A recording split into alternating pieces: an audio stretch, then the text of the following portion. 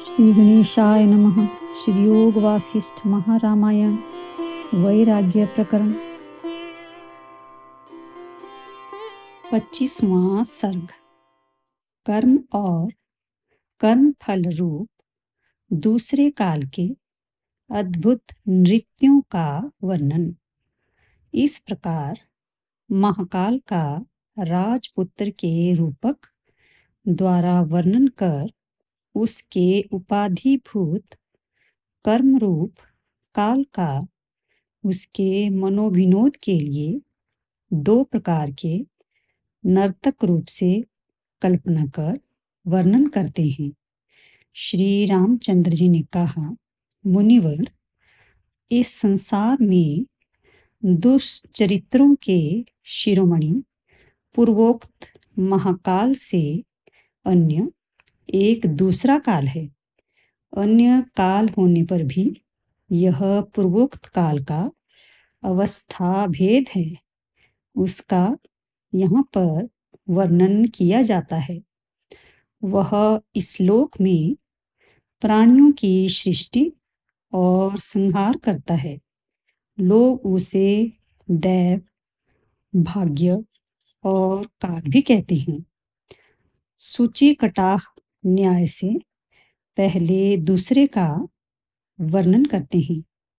मुनिश्रेष्ठ, स्वकर्म रूपी जिसका फल सिद्धि के अतिरिक्त न कोई दूसरा रूप देखा जाता है, न कर्म देखा जाता है और न कोई अभिलाषा देखी जाती है, उसी ने जैसे सूर्य का प्रखर ताप बर्फ को पिघलाकर नष्ट कर देता है, वैसे ही सुकुमार इन संपूर्ण प्राणियों को सर्वथा नष्ट कर दिया है।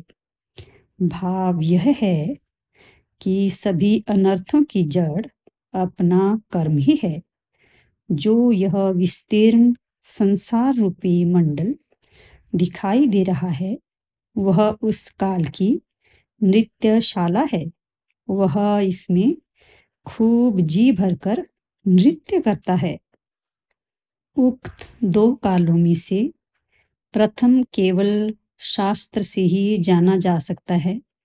उस पर विश्वास दृढ़ करने के लिए उसका विस्तार से वर्णन करते हैं। यह दैव पूर्वोक्त महाकाल की अपेक्षा तीसरा है। यह बड़ा उन्मत्त है। कृतांत इस अति भीषण नाम को धारण कर नरमुंडधारी वेश में संसार में नृत्य करता है। मुनि जी, इस संसार में नृत्य कर रहे इस कृतांत का नियति रूप प्रिय भार्या में अत्यंत अनुराग है। किए हुए कर्मों के फल की अवश्यम भाविता रूप नियम में बड़ा अनुराग है। यह किए हुए कर्मों का फल अवश्य देता है, यह भाव है। चंद्रमा की कला के समान सफेद शेषनाग और 3 धाराओं में विभक्त गंगा का प्रवाह, ये दोनों उसके संसार रूपी वक्ष स्थल में उपवीत और अवीत यज्ञोपवीत रूप में विद्यमान हैं। सूर्यमंडल और चंद्रमंडल उसके हस्ताभरण हैं और सुमेरु पर्वत उसके हाथ में स्थित लीला कमल है। प्रलय काल के सागर में धोया गया असीम आकाश उसका एकमात्र वस्त्र है। वह तारा रूपी चित्र विचित्र बिंदुओं से व्याप्त है और प्रलय के पुष्कर और आवर्त नाम के मेघ उसके चंचल छोर हैं। इस प्रकार के कृतांत रूप काल के सामने उसकी भार्या अर्थात नियति आलस्य रहित होकर लगातार प्राणियों के समुचित भोगानुरूप कार्यारंभ द्वारा नाचती है। नियति की क्रिया शक्ति कभी क्षीण नहीं होती और नृत्य करने के कारण उसके अंग प्रत्यंग सदा चंचल रहते हैं। उसका नाच देखने वाले प्राणियों के जन्म और नाश से चंचल जगत मंडल रूपी कोठरी में नाच रही उस नियति के अंगों में देवलोक सहित अन्य लोकों की पंक्ति सुंदर भूषण है और पाताल पर्यंत आकाश उसका लंबमान बड़ा भारी केसों का जूड़ा है। प्राणियों के रोदन के कोलाहल से गुलजार और नरक की अग्नियों से दैदीप्यमान नरकों की पंक्ति उसके पाताल रूप चरण में स्थित मंजीर माला पाजेब है और वह पाप रूपी तागे से पिरोई गई है। चित्रगुप्त प्राणियों के कर्म रूपी सुगंध को प्रकट करता है, अतः वह कस्तूरी स्वरूप है। उक्त कस्तूरीभूत चित्रगुप्त से क्रिया रूपी सखी द्वारा उसके यम रूप कपाल में सुंदर तिलक बनाया गया है। भाव यह है कि यम इस नियति का ललाट है और चित्रगुप्त उसमें स्थित कस्तूरी तिलक है। उसे क्रिया रूपी सखी ने तैयार किया है। प्रलय काल में काल की प्रिय पत्नी यह नियति देवी अपने पति काल के इंगित पूर्ण मुख के अभिप्राय को जानकर बड़ी चंचलता के साथ फिर नाचना आरंभ कर देती है। इसके नाचने में चट्टानों के टूटने का सा घोर शब्द होता है। वह नियति देवी महाप्रलयों में नाचने के समय पृष्ठ भाग में गले से सीधी लटक रही माला में चंचल कार्तिकेय के वाहन रूप मृत मयूरों से शोभित होती है। लंबमान चंचल जटाओं में चंद्रमा से लांछित महादेव जी के मुंडों से जो 3 नेत्रों के बड़े बड़े छिद्रों से निकल रहे विपुल भाए भाए शब्द से भयंकर प्रतीत होते हैं, विकसित मंदार के पुष्पों से शोभित श्री पार्वती जी के केश रूपी चमरों से तांडव के समय पर्वताकार हुए संहार भैरव के उदर रूपी तुम्बों से और 1007 छेदों से युक्त इंद्र की देह रूपी भिक्षा पात्रों से अर्थात खपरों से जो नाचने के समय खन खन शब्द करते हैं, बड़ी शोभित होती है। सबका संहार करने वाली यह नियति देवी सूखे हुए नर कंकाल रूपी खटवांगों से आकाश मंडल को पूर्ण कर अपने को आप ही भयभीत करती है। नाचने के समय हिल रही जीवों के भांति भांति के मस्तक रूपी सुंदर कमलों की माला से इसकी शोभा की सीमा नहीं रहती। प्रलय के समय नियति देवी के उद्धत प्रलय काल के मेघ रूपी डमरू के भीषण शब्दों से तुम्बरू आदि गंधर्व भागते हैं। नियति देवी के नृत्य और नृत्य की सामग्री का वर्णन कर उसके पति के भी नृत्य का वर्णन करते हुए उसके भूषणों को कहते हैं। पूर्वोक्त नृत्यशाला के अंदर नियति देवी का पति कृतांत नृत्य करता है। कुंडलभूत चंद्रमंडल से वह अति शोभित है और उसके केश तारे और चांदनी से मनोहर आकाश रूपी पिच्छ से अर्थात मोरपंख से अलंकृत हैं। उसके दाहिने कान में हिमालय रूपी हड्डी का बना अंगूठी के आकार का चमकदार कुंडल है और बाएं कान में महान सुमेरु पर्वत ही सोने का सुंदर कुंडल है। उसके चंद्रमा और सूर्य ही उक्त दोनों ही कानों में गालों की शोभा को बढ़ाने वाले चंचल कुंडल हैं। लोकाचल पर्वत की श्रेणी उसकी कमर के चारों ओर लगी हुई मेखला करधनी है।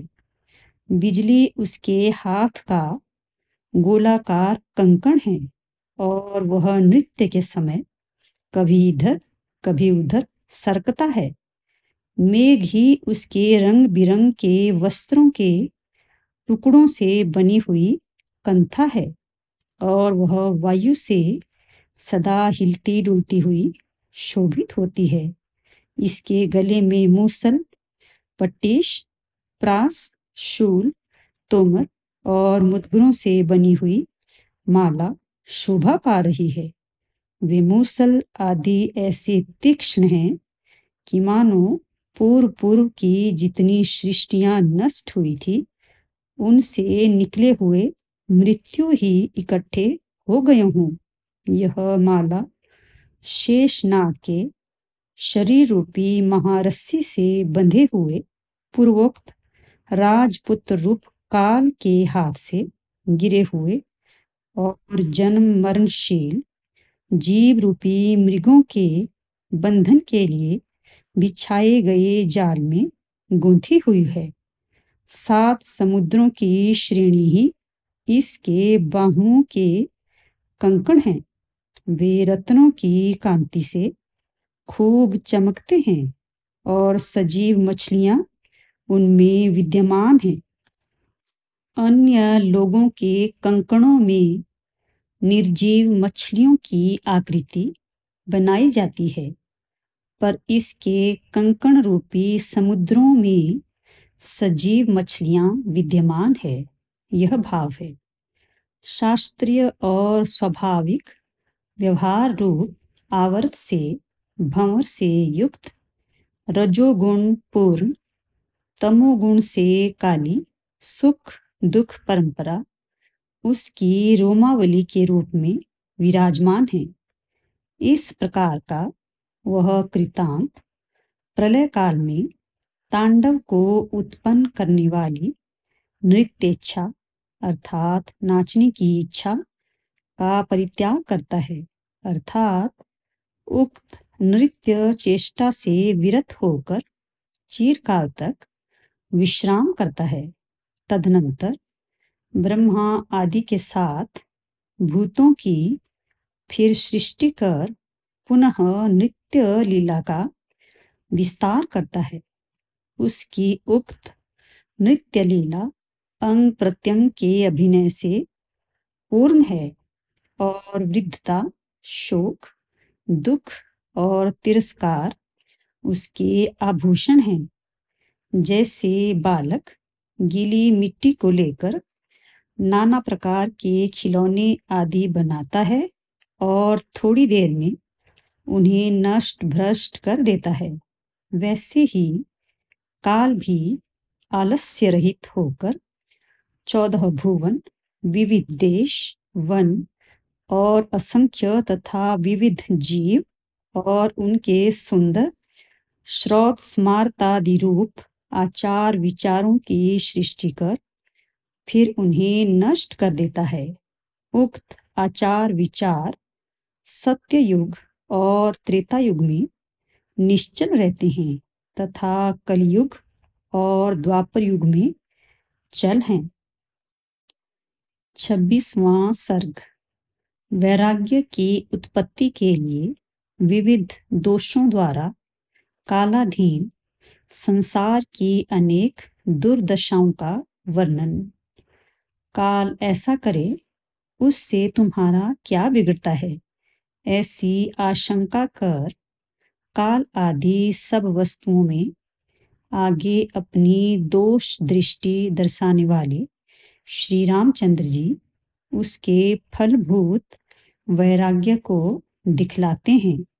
श्री रामचंद्र जी ने कहा, मुनि श्रेष्ठ, जब इस संसार में पूर्वोक्त काल आदि का इस प्रकार का चरित्र है, तब भला बतलाइए तो सही, इसमें मेरे जैसे मनुष्यों का क्या विश्वास हो सकता है।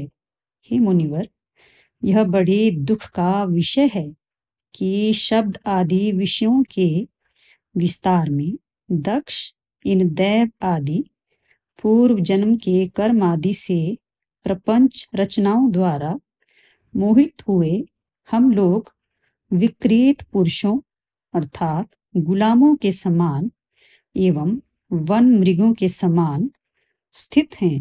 अर्थात जैसे विकृत पुरुष कृतदास अपनी इच्छा से कोई भी काम नहीं कर सकता और जैसे व्याधों द्वारा मधुर ध्वनि से विमोहित मृग कुछ भी चेष्टा नहीं कर सकते, वैसे ही दैव आदि द्वारा मोहित हम लोगों की अवस्था है। यह काल सदा अपना पेट भरने में ही लगा है और इसका चरित्र बड़ा गर्हित है। यह जिन लोगों की भूख तृष्णा और जीवित तृष्णा पूर्ण नहीं हुई है, उन्हें आपत्तियों से परिपूर्ण संसार में गिराता है। मुनि श्रेष्ठ, जैसे अग्नि उष्ण और प्रकाशपूर्ण ज्वालाओं से दाह्य पदार्थों को जला देती है, वैसे ही यह संहारकारी काल भी दुराशाओं से हृदय को जलाता है और दुष्ट चारित्र्य से बाहर भी जलाता है। काल मर्यादा रूप कृतांत की प्रिय भार्या इंद्रियों की विषयों में प्रवृत्ति कराने वाली यह नियति स्त्री होने के कारण स्वभावतः चंचल है। यह समाधि में तत्पर लोगों के ऊपर भी हाथ फेर लेती है और उनके धैर्य की तो यह महाशत्रु है, उसे टिकने नहीं देती। जैसे सांप वायु को निगल जाता है, वैसे ही यह क्रूर कर्म करने वाला काल कृतांत तरुण शरीर को बुढ़ापे में पहुंचाकर सब प्राणियों को निरंतर निगलता रहता है। यह काल निर्दयों का राजा है, किसी आर्त प्राणी के ऊपर भी दया नहीं करता। सब प्राणियों पर दया करने वाला उदार पुरुष तो इस संसार में दुर्लभ हो गया है। मुनिवर, संसार में जितने भी प्राणी हैं, उनमें किसी का भी ऐश्वर्यपूर्ण नहीं है, सभी तुच्छ ऐश्वर्य वाले हैं। जितने भी विषय हैं, वे सभी भयानक हैं, उनसे अनंत दुख की ही प्राप्ति होती है। आयु अत्यंत चंचल है, उसके जाने में कुछ भी विलंब नहीं होता और बाल्यावस्था मोह में ही बीत जाती है। सभी संसारी पुरुष विषयों के अनुसंधान से ही कलंकित अर्थात मलिनचित हैं। बंधु बांधव संसार रूप बंध के लिए रज्जु रूप हैं। सभी भोग संसार रूपी महारोग हैं, अर्थात जैसे अपथ्य सेवन से रोग नष्ट नहीं होता, वैसे ही भोगों के सेवन से संसार रूपी महारोग बना रहता है। अतएव उन्हें मूर्तिमान महारोग ही समझना चाहिए। सुख आदि की तृष्णाएं मृग तृष्णिका के अनुरूप हैं। इंद्रियां ही अपनी शत्रु हैं। सत्य ज्ञान आदि रूप वस्तु ब्रह्म अज्ञानवश असत्यता अर्थात देहादिता को प्राप्त हो गई है। बंधन का हेतु होने से मन आत्मा का शत्रु है एवं मन में अहम ऐसा अभिमान करने से मनोभूत हुआ उक्त आत्मा आत्मा को आत्मभूत मन से ही दुखी करता है। अहंकार आत्मा के कलंक का कारण है, अर्थात स्वरूप को दूषित कर देता है। बुद्धियां, अध्यवसायत्मक वृत्तियां बड़ी मृदु हैं, आत्मनिष्ठा की दृढ़ता से रहित हैं। क्रिया अर्थात शारीरिक प्रवृत्तियां क्लेशकारिणी हैं। लीलाएं अर्थात मानसिक चेष्टाएं स्त्री पर ही केंद्रित हो गई हैं, अर्थात उनकी विषय केवल स्त्रियां ही हो गई हैं। वासनाओं के विषय ही लक्ष्य हो गए हैं, यानी विषयों की ओर ही वासनाएं दौड़ती हैं। आत्मस्फूर्ति रूप चमत्कार नष्ट हो गए हैं। स्त्रियां दोषों की पताका के सदृश हो गई हैं और संपूर्ण विषय नीरस हो गए हैं। हे मुनिवर, सब पदार्थ ब्रह्म कार्य कारण संघात रूप से देह इंद्रिय आदि रूप से जाना जाता है, अर्थात संसारी लोग देह इंद्रिय आदि को ही आत्मा समझते हैं। चित्त अहंकार में प्रविष्ट किया गया है, अर्थात लोगों का चित्त अहंकार से परिपूर्ण है। जितने पदार्थ हैं वे नाश से ग्रस्त हैं, अर्थात विनाशी हैं। उक्त अनित्य पदार्थों का जिसमें लय होता है, उस आत्मा को कोई नहीं जानता। श्रेष्ठतम बुद्धि ने सभी के अंतःकरण को व्याकुल कर रखा है। किसी का अंतःकरण सुखी नहीं है, केवल दुख ही दुख छाया है। राग रूपी रोग दिन दिन बढ़ रहा है। वैराग्य का कहीं पता नहीं है। आत्मदर्शन शक्ति रजोगुण से नष्ट हो गई है और तमोगुण बढ़ रहा है। सत्वगुण का कहीं पता नहीं है एवं तत्व पदार्थ अत्यंत दूर है। जीवन अत्यंत अस्थिर है, मृत्यु आने के लिए तत्पर ही है। धैर्य का सर्वथा विनाश हो गया है और लोगों का तुच्छ विषयों में अनुराग नित्य बढ़ता जा रहा है। मति मूर्खता से मलिन हो गई है। शरीर का अंतिम परिणाम एकमात्र नाश ही है, अर्थात उसको अवश्य नष्ट होना है। शरीर में बुढ़ापा मानो प्रकाशित हो रहा है और पाप खूब दमदमा रहा है। दिन प्रतिदिन जवानी प्रयत्न पूर्वक भाग रही है। सत्संगति का कहीं पता नहीं है, जिससे दुख से छुटकारा प्राप्त हो जाए, ऐसी कोई गति नहीं है। और सत्यता का उदय तो किसी में भी नहीं दिखाई देता। अंतःकरण मोह जाल से ऐसे अत्यंत आच्छादित सा हो गया है, दूसरे को सुखी देखकर होने वाले संतोष का कहीं पता ही नहीं है। उज्जवल करुणा का उदय कहीं नहीं होता और नीचता न मालूम कहाँ से चली आ रही है। धीरता अधीरता में परिणत हो गई है। संपूर्ण जीवों का जन्म और मरण या ऊर्ध्वगमन और अधोगमन ही एकमात्र काम है। दुर्जन का संग पद पद पर अति सुलभ है।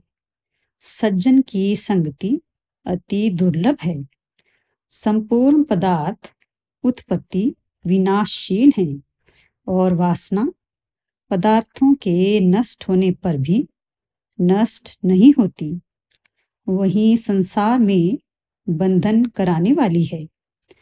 काल नित्य प्राणियों के झुंड को न मालूम कहाँ ले जाता है। दिशाएं भी जिन्हें काल से हरे जाने का भय नहीं है, नहीं दिखाई देती, नष्ट हो जाती हैं। देश भी अदेश हो जाता है, अर्थात नष्ट हो जाता है और पर्वत भी टूट जाते हैं। फिर मेरे सदृश जंतु की स्थिरता में क्या विश्वास है? सन्मात्र स्वभाव वाला ईश्वर आकाश को भी खा जाता है, 14 भुवनों को नष्ट कर देता है और पृथ्वी भी उसी से नष्ट हो जाती है। फिर मेरे जैसे जीव की स्थिरता में क्या विश्वास है?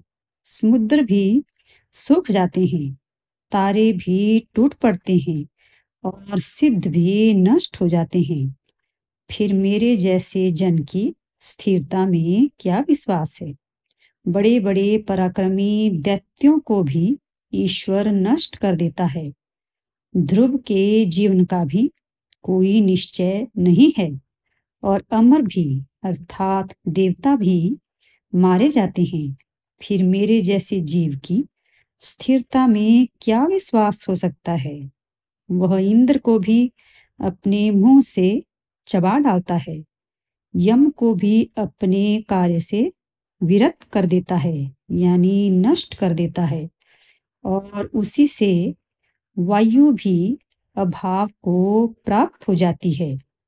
फिर मेरे जैसे प्राणी में स्थिरता की क्या आशा?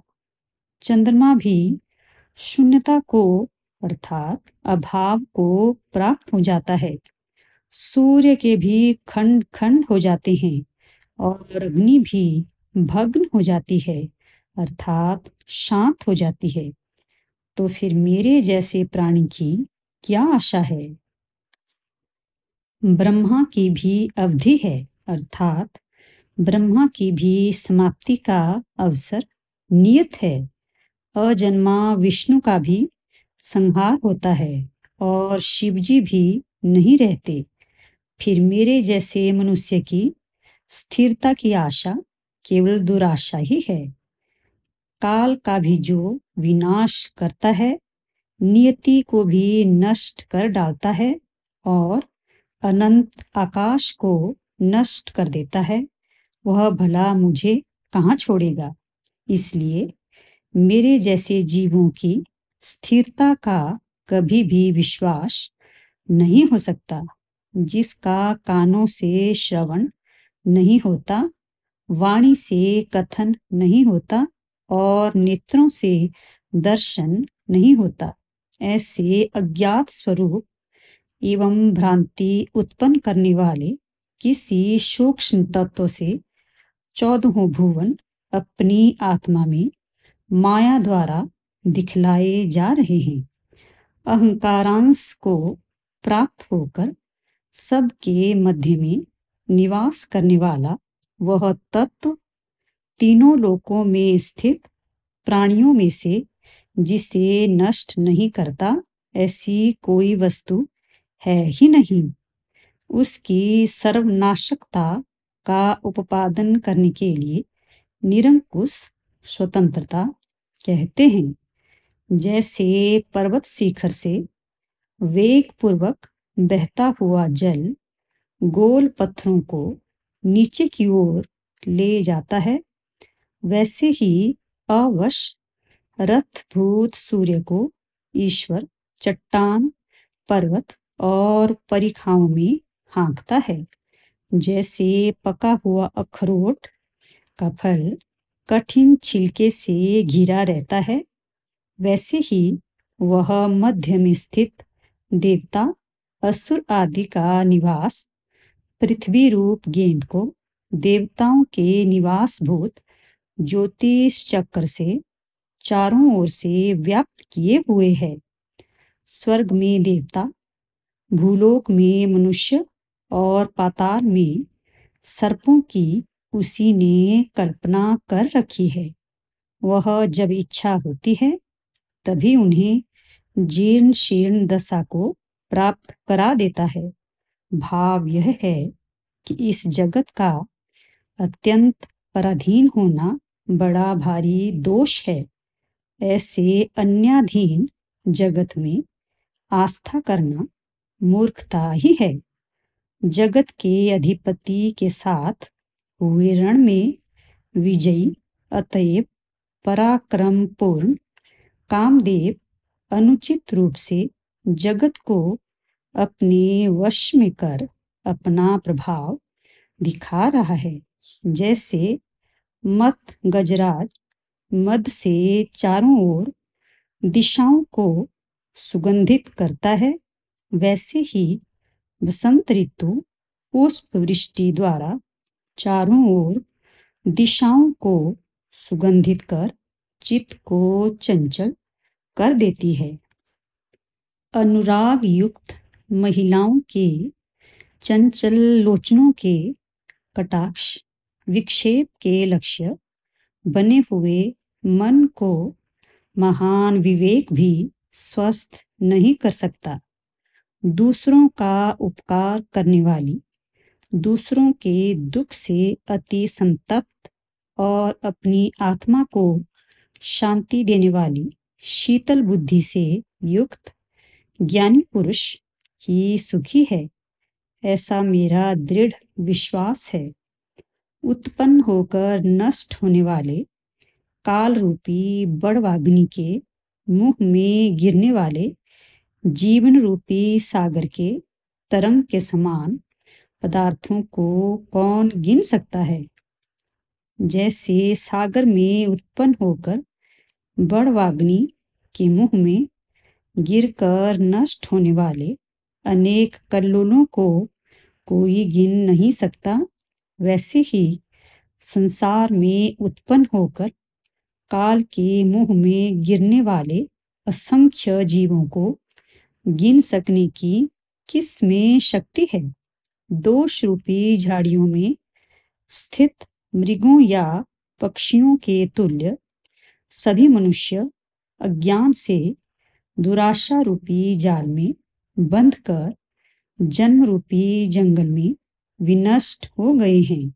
अर्थात जैसे झाड़ियों में बैठे हुए मृग या पक्षी स्वाद लोलुपता के कारण अज्ञान से जाल में फंसकर नष्ट हो जाते हैं, वैसे ही दोषपूर्ण मनुष्य अज्ञान से दुराशाबद्ध होकर जन्म रूपी जंगल में नष्ट हो जाते हैं। इन संसारी लोगों की आयु विविध जन्मों में पूर्वोक्त दोषों से होने वाले कुकर्मों से अर्थात काम्य और निषिद्ध कर्मों से नष्ट हो जाती है। उनका फल जो स्वर्ग नरक आदि हैं, वह आकाश में वृक्ष हो और उस वृक्ष में लता भी हो। उस लता से गले में फांसी देकर मनुष्य लटका दिया जाए, उसके समान अंत में पतन कराने वाला ही है। उसकी निवृत्ति के लिए उपाय करना तो दूर रहा, परंतु उसका विचार करने वाले लोग भी हमें नहीं दिखलाई देते। हे ऋषिवर, इस संसार में चंचल और मंद बुद्धि से युक्त लोग, आज उत्सव है, यह सुहावनी ऋतु है, इसमें यात्रा करनी चाहिए, ये हमारे बांधव हैं, विशिष्ट भोगों से युक्त यह सुख है। यूं वृथा ही अनेक प्रकार के संकल्प विकल्प कर नष्ट हो जाते हैं। 27वां सर्ग। पूर्व में उक्त और अनुक्त मोक्ष के विरोधी पदार्थों में वैराग्य के लिए विस्तार पूर्वक दोषों का वर्णन। पहले जो कहे जा चुके हैं और जो नहीं कहे गए, उन संपूर्ण पदार्थों में अन्यान्य दोषों को दर्शाते हुए अपने चित्त की शांति के कारणभूत पदार्थ की अप्राप्ति को दर्शाते हैं।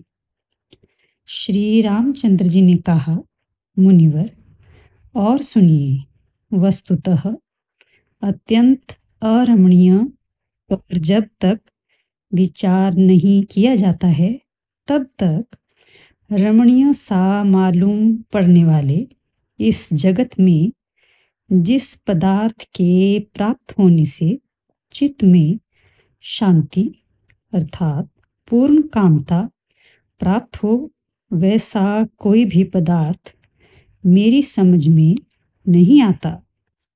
विचार कर देखिए, बाल्यावस्था विविध प्रकार से कल्पित क्रीड़ा कौतुक में ही बीत जाती है। उसमें चित्त की स्थिरता का लेश भी नहीं रहता। तदुपरांत यौवन पदार्पण करता है। यौवन में चित्त रूपी मृग स्त्री रूपी गुफाओं में ही जीर्ण हो जाता है।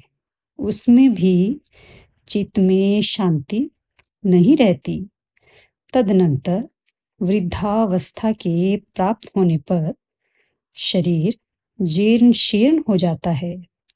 उस समय भी शांति नहीं रहती। यों पुरुषार्थ साधना शून्य, अतएव व्यर्थ आयु बिताने से मनुष्यों को केवल दुख ही दुख प्राप्त होता है। सुख शांति का कहीं लेश भी नहीं है। वृद्धावस्था रूपी हिम वर्षा से नष्ट हुई शरीर रूपी कमलिनी का परित्याग कर जब प्राण रूपी भ्रमर अति दूर चला जाता है, तब मनुष्य का यह संसार रूपी सरोवर सूख जाता है। वृद्धावस्था आक्रांत, जिसमें अनेक फलित आदि नए नए फूल खिले हैं और अत्यंत जीर्ण मनुष्यों की शरीर रूपी लता जब अत्यंत पाप परिणाम को प्राप्त हो जाती है, तब यह मृत्यु को अति आनंद देती है। अर्थात जरा जीर्ण शरीर को देखकर मृत्यु को बड़ा आनंद होता है, यह भाव है। इस श्लोक में तृष्णा रूपी नदी निरंतर बहती है। वह अपने प्रबल वेग से संसार के संपूर्ण अनंत पदार्थों को निगल गई है और संतोष रूपी तट वृक्ष की जड़ों को खोदने में बड़ी दक्ष है। भाव यह है कि संसार के अखिल और अनंत पदार्थों को निगल कर भी इसे संतोष नहीं हुआ है। चर्म से आच्छादित यह शरीर रूपी नौका संसार रूपी समुद्र में सुख दुख रूपी तरंगों से व्याकुल और हल्की होने के कारण स्वयं भी इधर उधर घूम रही है और इसलिए नीचे डूबने के लिए तैयार है। 5 इंद्रिय रूपी मगर भी इसके डूबने में सहायक हो रहे हैं, क्योंकि इसमें बैठे हुए जीव वैराग्य युक्त और धैर्यशाली नहीं हैं। हे ऋषिवर, जिसमें तृष्णा रूपी लताएं ही अधिक हैं, ऐसे वन में घूमने वाले ये मन रूपी बंदर काम रूपी वृक्षों की सैकड़ों शाखाओं में घूमकर व्यर्थ ही आयु क्षीण करते हैं। उन्हें फल कुछ भी प्राप्त नहीं होता। अर्थात काम विशाल वृक्ष के समान है। वह तृष्णा रूपी लताओं से आच्छादित भी है। उसकी असंख्य शाखा प्रशाखाएं हैं। मन रूपी बंदर फल की इच्छा से उनमें निरंतर पर्यटन करते हैं, मगर उन्हें इच्छित फल की प्राप्ति नहीं होती। हे महर्षि, जिन्हें आपत्तियों में दुख और मोह प्राप्त नहीं होते, संपत्तियों में जिनके मन में तनिक भी अहंकार नहीं आता और स्त्रियों द्वारा जिनका अंतःकरण दूषित नहीं होता, ऐसे महान पुरुष इस समय अति दुर्लभ हैं। जब मैं वीरता के उत्कर्ष का विचार करता हूँ, तब मुझे गज घटा रूपी तरंगों से पूर्ण संग्राम सागर को जो तैरते हैं वे शूर प्रतीत नहीं होते। मैं उन्हीं को शूरवीर समझता हूँ जो लोग मन रूपी तरंगों से पूर्ण इस वर्तमान देह इंद्रिय रूपी सागर को विवेक वैराग्य आदि द्वारा और भावी देह इंद्रिय रूप सागर को मूल अज्ञान के उच्छेद द्वारा भली भांति तैर जाते हैं, मगर ऐसा करना बड़ा कठिन है क्योंकि उसके उपाय ही दुर्लभ हैं। कर्म ही देह इंद्रिय रूपी सागर को तैरने का उपाय है। ऐसी शंका पर कहते हैं कि किसी की कोई भी क्रिया संसार के आत्यंतिक विनाश रूप फल को देने वाली नहीं है। क्रिया रूपी दुराशा पिशाची द्वारा जिसकी चित्तवृत्ति नष्ट हो गई है, ऐसा पुरुष जिस क्रिया का अवलंबन कर विश्रांति को प्राप्त हो, ऐसी क्रिया कोई नहीं दिखाई देती, क्योंकि तद यथेह कर्मचितो लोकः, अर्थात जैसे इस लोक में कृषि आदि कर्म से प्राप्त उपार्जित स्वर्ग आदि लोक भी क्षीण हो जाते हैं, ऐसी श्रुति है। अतएव कर्म से जो फल उत्पन्न होता है उसका अवश्य विनाश हो जाता है। ऐसा नियम लोक में देखा भी जाता है। भाग्योदय हुए बिना कीर्ति, प्रताप, लक्ष्मी आदि छोटे मोटे फल भी धैर्य आदि के नाशक राग, लोभ आदि की प्रबलता के कारण जब दुर्लभ होते हैं, तब महाफल मोक्ष तो भाग्योदय हुए बिना हो नहीं सकता। इसमें कहना ही क्या है। इस अभिप्राय से कहते हैं, जो महापुरुष कीर्ति से संसार को, प्रतापों से दिशाओं को, संपत्ति से याचकों और क्षमा, विनय, उदारता आदि सात्विक बल से लक्ष्मी को पूर्ण करते हैं, कभी क्षीण न होने वाले धैर्य से परिपूर्ण, ऐसे महापुरुष पृथ्वी में सुलभ नहीं हैं। भाग्योदय होने पर सब जगह अभीष्ट वस्तु प्राप्त हो जाती है, इसलिए पुरुष का प्रयत्न विफल है। इस अभिप्राय से कहते हैं, पहाड़ की शिलामय चट्टान के भीतर स्थित भी एवं वज्र से बने हुए घर के भीतर बैठे हुए भी भाग्यशाली पुरुष के पास संपूर्ण अणिमा आदि सिद्धियां और संपत्तियां बड़े वेग के साथ आ जाती हैं, जैसे कि आपत्तियां आती हैं, अर्थात जैसे बुरे दिनों में आपत्तियां अनायास प्राप्त हो जाती हैं, वैसे ही भले दिनों में संपत्तियां और सिद्धियां भी अपने आप वेग पूर्वक आ जाती हैं। पूज्यवर, भ्रांतिवश पुत्र, स्त्रियां, धन आदि जो संपूर्ण रसायन के समान सुख साधन समझे जाते हैं, मृत्यु काल आने पर वे पुत्र आदि अति रमणीय भोगजनक विषय कुछ नहीं करते, परंतु विष की मूर्छा के समान अत्यंत दुखदायी ही होते हैं। शरीर की बाल्य आदि अवस्थाओं के अवसान में, अर्थात वृद्धावस्था में दुखमय विषमावस्था को प्राप्त हुआ। अतएव दुखी जीर्ण पुरुष इस लोक में अपने पुण्य संचय शून्य अतीत कर्मों का स्मरण कर दुस्सह अंतर्दाह से जलता है। मनुष्य जीवन के आरंभ में कमाने की और भोग तृष्णा की प्रबलता से मोक्ष मार्ग का परित्याग कर केवल काम और अर्थ की चिंता से युक्त होता है और तदनुसारी कार्यों में वह समय को बिताता है।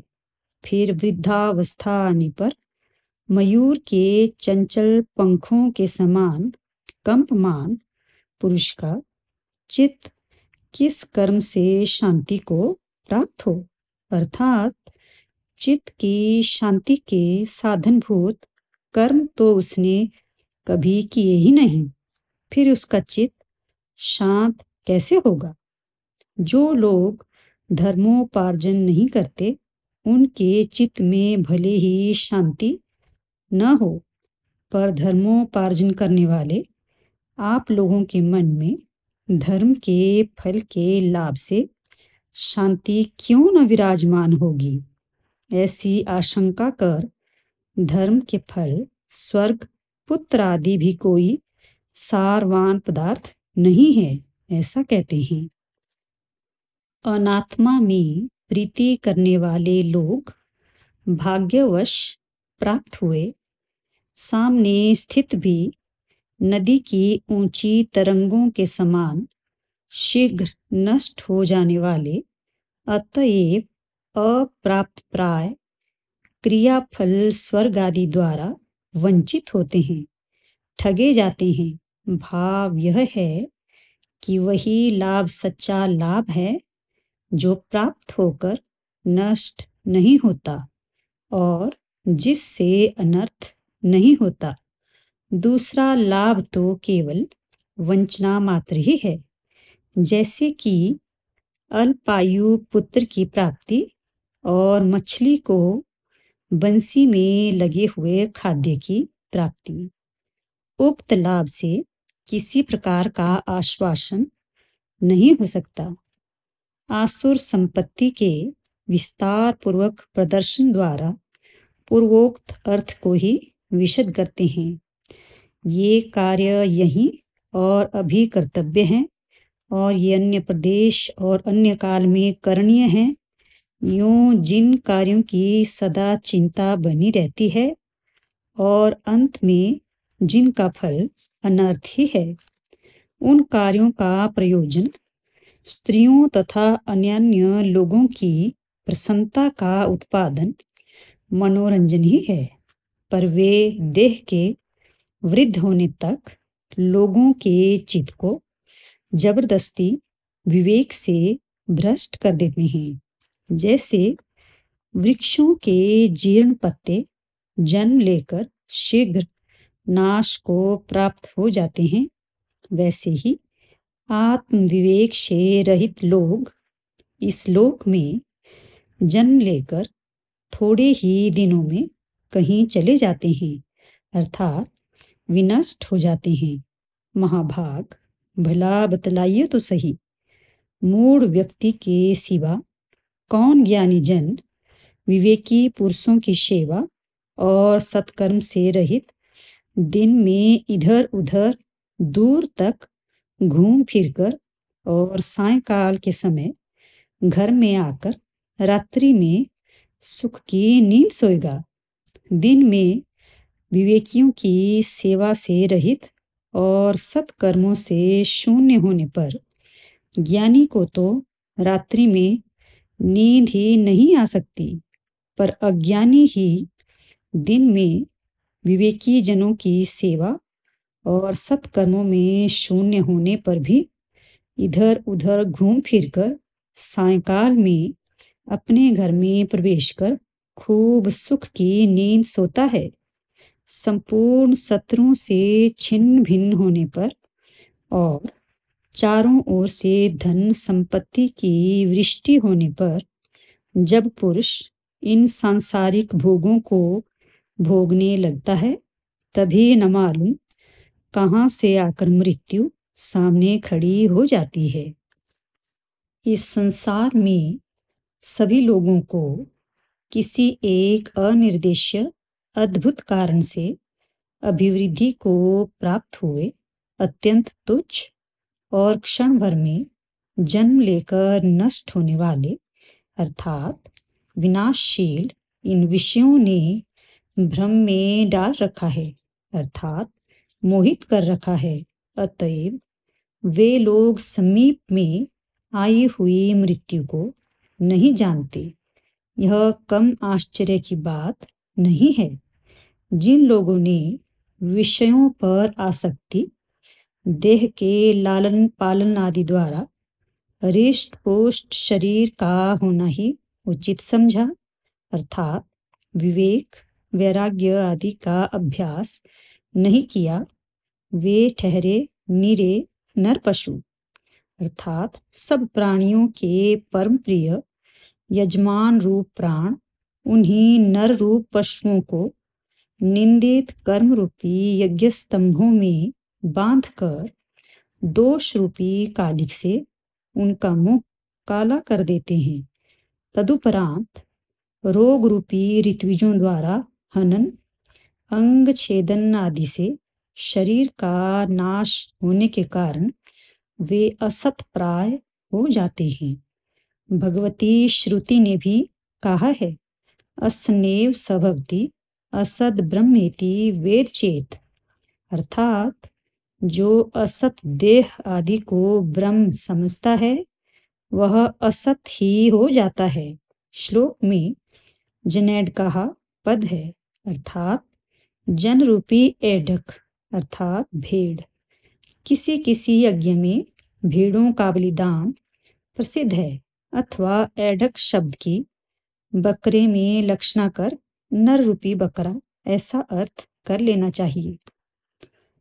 इस संसार में यह चंचल जनता क्षण में नष्ट होने वाली तरंगों की पंक्ति के समान न मालूम कहाँ से सदा बड़ी त्वरा के साथ आती है और जैसे आती है वैसे ही त्वरा के साथ न मालूम सदा कहाँ चली जाती है। कुतो अपि इस कथन से जहाँ से आती है और जहाँ चली जाती है उस स्थान को हम जानना चाहते हैं। यह सूचित होता है जैसे चंचल भ्रमर रूपी नयनों से युक्त, चंचल भ्रमरों से सेवित, लाल पत्तों से आच्छन्न विष वृक्ष पर चढ़ी हुई विष लताएं देखने में अति सुंदर होने के कारण पहले मन को हर लेती हैं, बाद में प्राण नाशिनी होती हैं। वैसे ही मनुष्यों के प्राण हरण में तत्पर भ्रमर के समान चंचल नयन वाली और बिंब फल के समान होठों वाली नारियां मनोहर होने के कारण पहले चित्त को चुरा लेती हैं, फिर प्राणों को हर लेती हैं। जैसे तीर्थ यात्रा या महोत्सव में बहुत से आदमियों का सम्मेलन होता है, वैसे ही मनुष्य लोक से या स्वर्ग आदि लोकों से व्यर्थ ही आए हुए और अमुक स्थान पर हम लोगों की भेंट होगी, यूं परस्पर संकेत और अभिप्राय से इकट्ठे हुए लोगों में परस्पर स्त्री, पुत्र, मित्र आदि व्यवहार होता है। यह व्यवहार माया नहीं है तो और क्या है? संसार जन्म मरण की परंपराएं दीपकों के निर्वाण अर्थात बुझने के अनुरूप हैं। जैसे दीपक रात्रि भर प्रचुर तेल और बहुत सी बत्तियों का भक्षण कर अंत में बुझ जाता है, वहां पर फिर उसका अस्तित्व प्रतीत नहीं होता अर्थात प्रचुर तेल और बत्तियों का भक्षण करने वाले अति चंचल, अतएव मिथ्याभूत क्षणिक दीप शिखा के निर्वाण प्रवाह में पारमार्थिक वस्तु प्रतीत नहीं होती, वैसे ही बाल्य आदि सैकड़ों अवस्थाओं का भोग करने वाले अत्यंत स्नेह से राग से परिपूर्ण अत्यंत चंचल क्षण विध्वंसी, अतएव मिथ्याभूत संसार में कोई भी वस्तु पारमार्थिक नहीं है। यह संसार कुलाल के अर्थात कुम्हार के चाक के समान है। जैसे कुलाल के चाक के खूब जोर से घूमने पर भी असावधान मनुष्य को यह नहीं घूम रहा है, स्थिर है, ऐसा भ्रम होता है। वैसे ही यह संसार प्रवृत्ति रूप कुचक्र भी लोगों को भ्रम में डालता है। वास्तव में है तो यह वर्षा ऋतु के जल के बुदबुदों के समान क्षणभंगुर, पर असावधान लोगों की बुद्धि में अपनी चिरस्थायित्व की प्रतीति करा देता है। जैसे शरद ऋतु में कमल के सौंदर्य, सुगंध आदि गुण शोभा से दैदीप्यमान रहते हैं, किंतु हेमंत ऋतु में वे सब नष्ट हो जाते हैं। फिर उनसे न चित्त को शांति मिलती है और न घ्राणेन्द्रिय को तृप्ति ही मिलती है। वैसे ही यौवनावस्था में मनुष्य के जो कौमार्य और सौंदर्य आदि गुण गण शोभा से उज्जवल रहते हैं, वे वृद्धावस्था में भाग्यवश विनष्ट होकर दुर्लभ हो जाते हैं। इसलिए उनमें विश्वास करना उचित नहीं है।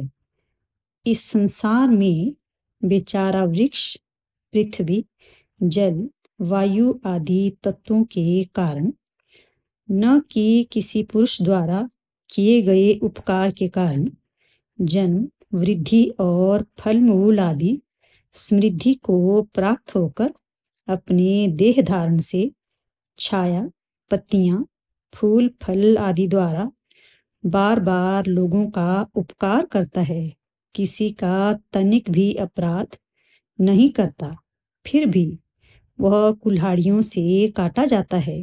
भला बतलाइए तो सही, ऐसे कृतघ्न संसार में पद पद में जिससे अपराध हो सकते हैं और जिससे किसी का उपकार भी नहीं हो सकता, ऐसे मनुष्य के विषय में क्या विश्वास किया जा सकता है?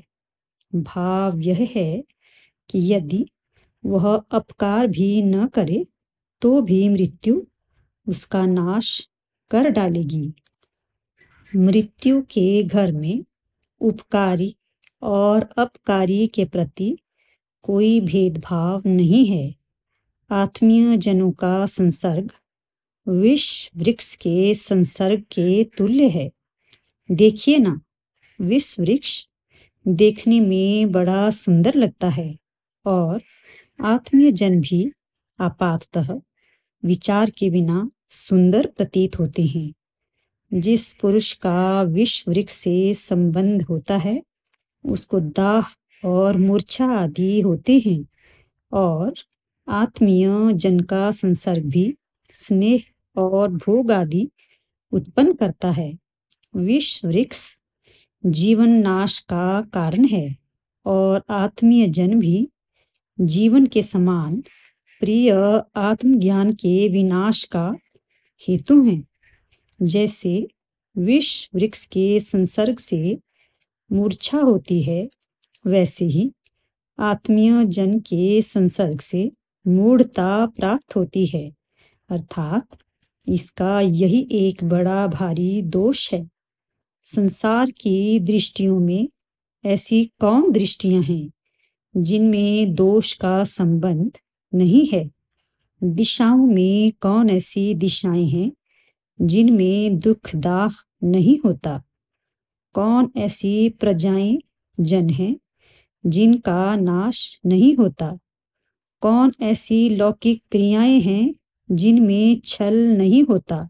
अर्थात सभी दृष्टियां दोष युक्त हैं, सभी दिशाएं दुख दाह से पूर्ण हैं और सभी लोग विनाशी हैं और संपूर्ण लौकिक कार्यों में छल कपट रहता है। यदि शंका हो कि इस लोक के जनों के विनाशी होने पर भी ब्रह्मलोक को प्राप्त हुए लोगों का, जो कि कल्पायु हैं, विनाश नहीं होता। तो इस पर भी कहते हैं, व्यतीत और आने वाले अनंत कल्पों की संख्या का परिज्ञान नहीं होता। अतएव जैसे क्षण अनंत हैं, वैसे ही कल्प भी अनंत ठहरे। इसलिए विष्णु, रुद्र आदि की दृष्टि से कल्प भी क्षण ही हैं। अतएव ब्रह्मलोकवासी जन भी कल्प नामक क्षण भर जीने वाले हुए। अवयवयुक्त काल समूह में लघुत्व और दीर्घत्व बुद्धि एवं चिरजीवन और अचिर जीवन बुद्धि भी दृष्टा की कल्पना के अधीन होने से असत्य है। तुल्य न्याय से ब्रह्मांड भी अनंत कोटि ब्रह्मांडों को देखने वालों की दृष्टि में अणुरूप ही है। इसलिए अणुत्व और महत्व बुद्धि भी असत्य ही है। इसी प्रकार प्रकृति की दृष्टि में संपूर्ण विकार भी असत्य ही प्रतीत होते हैं। पर्वत वस्तुतः पाषाण ही है, पृथ्वी मिट्टी ही है, वृक्ष काष्ठ ही हैं और मनुष्य मांस आदि ही हैं। अर्थात पर्वत पत्थर से अतिरिक्त वस्तु नहीं है, पृथ्वी मिट्टी से अतिरिक्त नहीं है, वृक्षों में काष्ठ से भिन्न कुछ नहीं है और मनुष्य भी हाड़ मांस आदि के ही पुतले हैं, उनसे पृथक उनमें कुछ नहीं है। यदि ऐसा है तो उनमें पर्वत आदि विशेष बुद्धि क्यों होती है? ऐसी शंका यदि हो तो उस पर सुनिए। व्यवहार के लिए मनुष्यों ने उनका नाम रख दिया है। वास्तव में वे पूर्व सिद्ध पाषाण आदि पदार्थों से भिन्न नहीं हैं। इसी प्रकार सब जगह तुल्य युक्ति से विकार रहित संपूर्ण जगत प्रकृतिभूत एक ही वस्तु है, ऐसा युक्ति से प्रतीत होता है। अथवा यदि यह शंका हो कि पर्वत आदि विकार भले ही असत्य हों, उनके कारण पाषाण मिट्टी आदि की असत्यता कैसे? तो उस पर कहते हैं, वे भी अपने कारण महाभूतों के विकार हैं, अतः असत्य हैं। इस भोग्य वर्ग में विकार से भिन्न कुछ भी नहीं है। विकार होने से ये विषय आदि सब मिथ्या हैं, इसलिए भी इन पर विश्वास ही नहीं करना चाहिए। पाषाण आदि केवल महाभूत मात्र हैं, ऐसा जो पहले कहा था उसी को स्फुट करते हैं। जल, वही वायु, आकाश और पृथ्वी, ये 5 महाभूत ही परस्पर मिलकर गो घट आदि विविध पदार्थों के रूप में अविवेकी पुरुषों द्वारा उनकी बुद्धि से प्रतीत होते हैं। यह बड़े खेद की बात है। विवेक दृष्टि से पृथक पृथक विभाग से संशोधन करने पर तो पंचभूत से अतिरिक्त कोई भी पदार्थ नहीं है। अर्थात अविवेकी पुरुष ही मोहवश पंच महाभूत विकार जगत को सत्य समझता है, पर जो विवेकी हैं उनको तो इस जगत में पंच महाभूत समुदाय से अतिरिक्त कोई वास्तविक पदार्थ प्रतीत नहीं होता। यदि इस प्रकार संपूर्ण पदार्थों को असत्य माने तो मनुष्यों के व्यवहार और भोग कैसे होंगे? सुक्ति रजत से क्या कोई भी कड़ा बन सकता है? तो इस शंका पर कहते हैं, मुनिवर, इस मिथ्या रूप जगत में व्यवहार कुशल विद्वान लोगों के मन में भी भोग चमत्कार को उत्पन्न करने वाली जो व्यवहार चमत्कृत प्रतीत होती है, यह कोई आश्चर्यजनक नहीं है, क्योंकि कदाचित स्वप्न में मिथ्याभूत विषयों को देखकर भी उस प्रकार की चमत्कृति लोगों को होती है। यदि भोग चमत्कार होता है तो अभी क्यों विरक्त होते हो? भोगों को भोग कर वृद्धावस्था में विरक्त होकर विचार किया जा सकता है। ऐसी आशंका होने पर भोगों में आसक्ति होने से वैराग्य और विचार दोनों दुर्लभ हैं, ऐसा कहते हैं। इस युवावस्था में और आने वाली वृद्धावस्था में आकाशलता के फल के समान मिथ्या रूप भी भोगासक्ति कल्पना जब अविचार के कारण वृद्धि को प्राप्त होती है, तब भोग और उसके साधनों में आसक्त पुरुषों में परमात्मा के स्वरूप का निरूपण करने वाली कथा ही उदित नहीं होती। निरंतर उसका विचार करना तो दूर रहा। आसक्ति होने पर केवल पुरुषार्थ की हानि ही नहीं होती, प्रत्युत महान अनर्थ भी होता है, ऐसा कहते हैं। जैसे पशु हरी हरी लता रूप फल की प्राप्ति की इच्छा से ही पर्वत शिखर से गिर पड़ता है, वैसे ही उत्कृष्ट भोगशाली पुरुषों का पद, समता या राज्य, धन आदि प्राप्त करने की इच्छा करने वाला पुरुष राग लोभ आदि से मूढ़ अर्थात प्रचुर राग और लोभ से अभिभूत अपने चित्त से आहत होकर पूर्वावस्था में ही पतन रूप गर्त में गिर जाता है। इसमें कुछ भी संदेह नहीं है। हे मुनि, आजकल के मनुष्य गड्ढे के वृक्षों के समान हैं, क्योंकि जैसे गड्ढे के वृक्ष के छाया, लता, पत्ते, फल, फूल आदि गड्ढे में ही रह जाते हैं, अंशतः भी प्राणी उनका भोग नहीं कर सकते, वैसे ही मनुष्य भी अपने शरीर के पोषण के लिए ही अपनी विद्या, विनय, धन, संपत्ति आदि को व्यर्थ नष्ट कर देते हैं।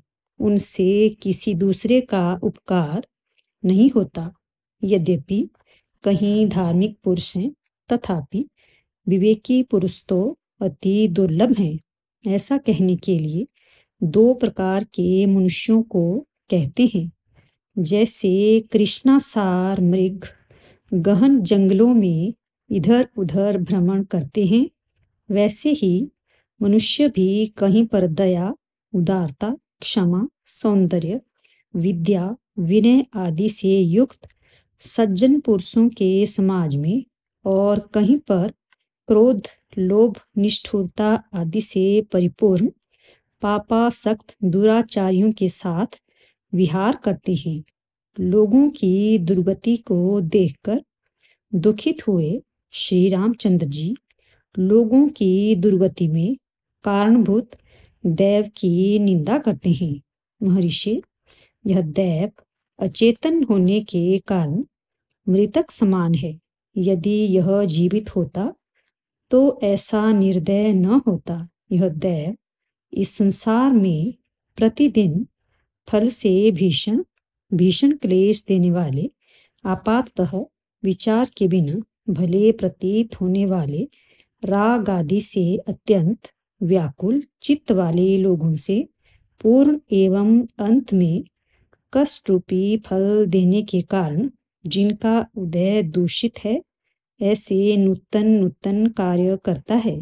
उसके ये कार्य किन विवेकशील पुरुषों के मन को आश्चर्यचकित नहीं करते।